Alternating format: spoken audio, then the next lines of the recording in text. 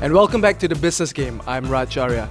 With me right now is Tony Mariadas, the Operations Director of Surya Vision Communications Sdn Bhd, as well as the publisher of a bi-monthly magazine called The Bowling Mag. Tony, thank you for being with us today. Thank you very much for the interview. Now, my first question is, what does Surya Vision do? Well, we are a very new company, actually, about 2 years old. Basically, I'm from the media sector. I was with the Malay Mail for 30 years. And I also did some work with the Ministry of Sports for 2 years, with the Minister as a media officer, and then later with tourism. So when I left that scene, basically, I wanted to do something related with media. So we set up this company where we do a lot of sports-related management, consultancy, and also organize press conferences, help out in sponsorships, give media advice, how do we handle the media, and also we do some training courses for athletes too, as and when they require, as to how they handle the media. And above and all that, we also do other events like sports camps, we do tours, sports tours, we do, basically it's like a one-stop shop where anything related with event management. So we have done a diversified kind of thing, but mainly concentrating on sports. Right. Yeah. Looks like sports is really, really big business these days. Of course it is, and it is growing. And these days, without sponsorship, sports will suffer a natural death. Gone were the days when it was volunteerism, money used to come well, in small packets, and it was suffice. But with sports going professionalism, the athletes going professionalism, there's a lot of money involved in terms of training, in terms of attire, in terms of payment for the athletes, the rewards. So naturally, associations cannot fend for themselves. So they have to look for sponsorship. And of course, the government itself, through the National Sports Council, they do some funding there, but that is not suffice. For instance, the National Malaysian 10-Pin Bowling Association, as you see just after the press conference, they've got some major sponsors, people like Canon, we have got Astro Arena who's coming for broadcasting, and a couple of them. And it all depends, it's returns on both ways, for the sponsor and also for the association itself. Sometimes there have been instances where the relationship has ended in sour relationship, but basically because I think the fundamentals of sports management and ROIs are not looked into. There was a time when the National Sports Council actually introduced partners in sports, and each association was given a big corporate firm to handle or sponsor them. Yeah. Some of them survive. One of them is Malaysian Association of Basketball, MABA, with Petronas. Why they are still there? Basically, they followed the ROI, they give reports. The sponsor is happy with the returns, so they have been there for a long time. Many associations have failed because they think that once the money comes into their kitty, it is their money, and then don't owe any explanation to the sponsors. That's not the way. I mean, nobody gives you free money, so you need returns, and they are a corporate company and they need to give reports. They need to explain to the directors where the money has gone, what is the returns.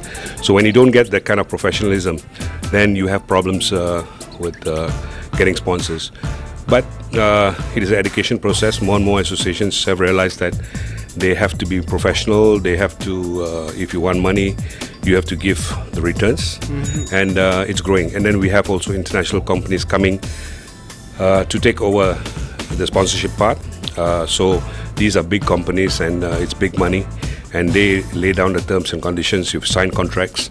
You talk about marathon, you talk about tennis, you talk about golf. They're all going big.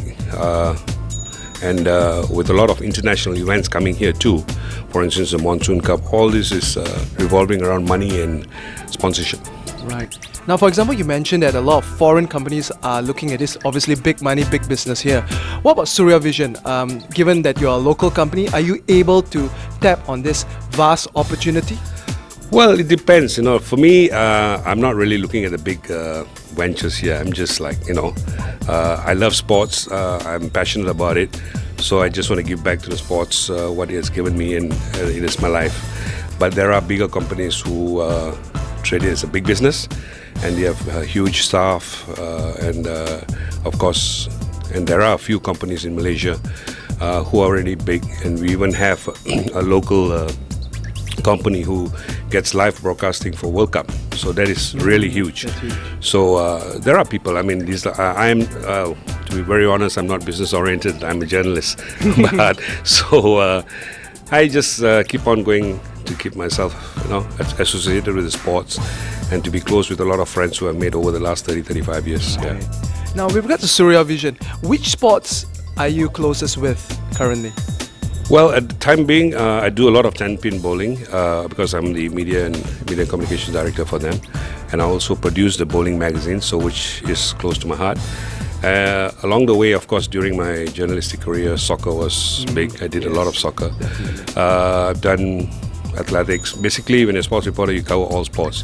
So I've done 13 SEA Games in a row. I've covered 13 SEA Games in a row. I've done Olympics. I've done 2 or 3 Asian Games, Commonwealth Games. So, like I said, sports is very close to my heart, and I've seen it grow from, you can call it amateurish sports, to professionalism.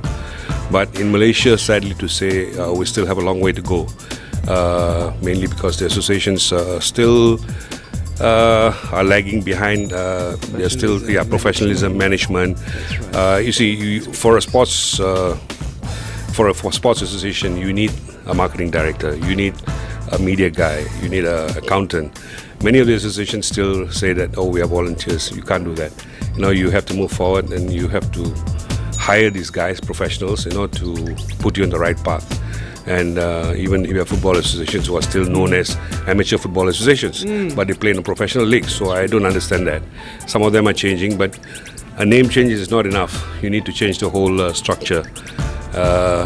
Many sport associations are still lacking in that. If you look at associations are doing well, for instance, squash, 10-pin bowling, badminton. You look at people who helmet, they're professionals. They have been involved in the sports. The people around the association are also professionals. So they know how to take it to the next level. There's no politicking. It's basically sports, and they want to promote the sports. That's the way to go forward.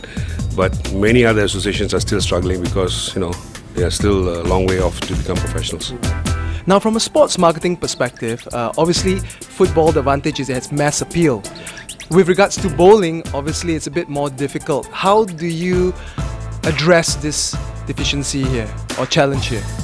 Well, I know bowling since the 70s. The Secretary General, Sidney Tung, he used to go for overseas tournaments and give us calls, at midnight and said somebody won. And we say, this is a parlor game, why do we cover this? But his persistency, he kept on calling us, hey man, this guy is calling us out from, wherever he is. So we gave him 2 paragraphs, 3 paragraphs. But look what bowling is today. Whenever there's a tournament for Malaysian Open, you can see pages and pages. Foreign bowlers who come here are surprised at the kind of coverage we've given for the Commonwealth Games, International Bowling Championship. They said, you give 2-3 pages, where else elsewhere in the world, you give you 3 paragraphs, 2 paragraphs, or you sit in somewhere else. But how did it become to that level? Basically, they have promoted themselves. I mean, although it's not Olympic sports, mind you, neither is squash. So they're still doing well. Why? So there must be a reason. Soccer, for instance, Olympic sports, athletics is Olympic. Why are they not doing well? So there must be something behind all this.